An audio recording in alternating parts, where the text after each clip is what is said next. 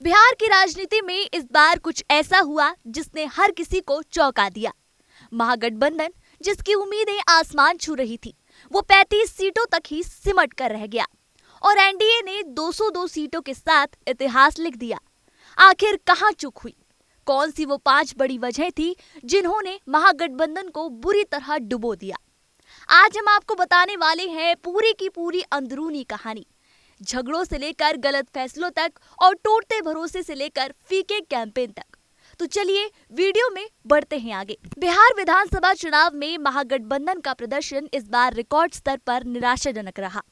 RJD Congress गठबंधन 2010 के बाद अपनी सबसे खराब स्थिति में दिखा और सीधे 35 सीटों पर सिमट कर रह गया। पहले कारण की बात करें तो महागठबंधन के भीतर आपसी झगड़ा और भरोसे की कमी चुनाव से पहले ही माहौल बिगाड़ चुकी थी। तेजस्वी यादव नेतृत्व चाहते थे, लेकिन कांग्रेस पूरी तरह बैकफुट पर नहीं रहना चाहती थी। राहुल गांधी वोटर अधिकार यात्रा के बाद बिहार की राजनीति से गायब हो गए और अंदरूनी विवादों पर उन्होंने कोई स्पष्ट रुख नहीं अपनाया। यही नहीं, छोटे साथी और मुकेश साहनी और वाम दल भी अपनी हिस्सेदारी खुलकर मांगने लगे, जिससे गठबंधन की एकता लगातार कमजोर होती चली गई। इसी के साथ आपको बता दें कि दिल्ली में लैंड फॉर जॉब्स केस की सुनवाई के दौरान तेजस्वी और राहुल की मुलाकात को लेकर खूब अटकलें लगी, लेकिन वह बैठक कभी हुई ही नहीं।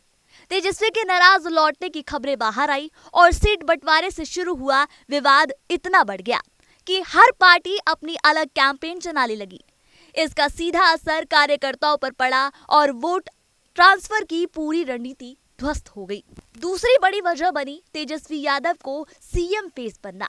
कांग्रेस का एक बड़ा हिस्सा इस फैसले से सहज नहीं था।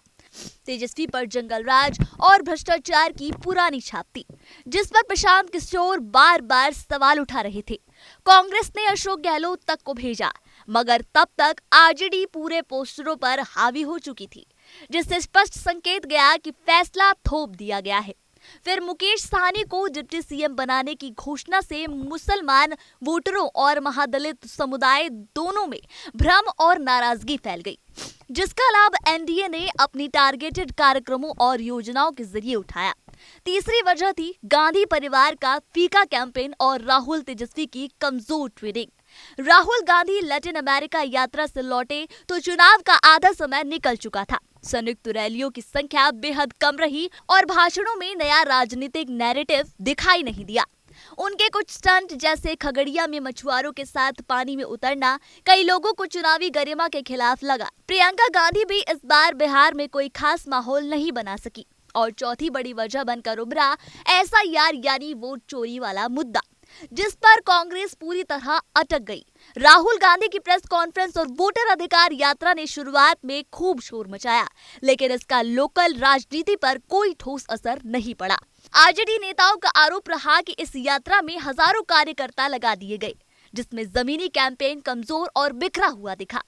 दूसरी ओर एनडीए का फोकस महिलाओं, लाभार्थियों और कैश ट्रांसफर जैसी योजनाओं पर सटीक रहा। और आखिरी वजह थी सीट शेयरिंग पर दिल्ली से पटना तक चली जंग। राहुल सोनिया वाला पुराना भरोसा इस बार नादारद था। कांग्रेस के अंदर से साफ संकेत आए कि कड़ा मोल भाव करो और आरजेडी अपने पुराने क्षेत्रों पर कोई समझौता नहीं करना चाहती थी।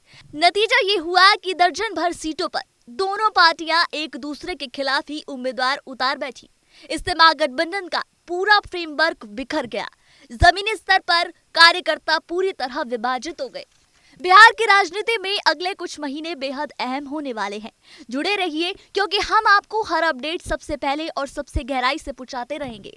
इस खबर पर आपका क्या कहना है, हमें लाइक कमेंट कर जरूर बताएं। देश और दुनिया की तमाम खबरों के लिए जुड़े रहें लीडिंग भारत टीवी के साथ।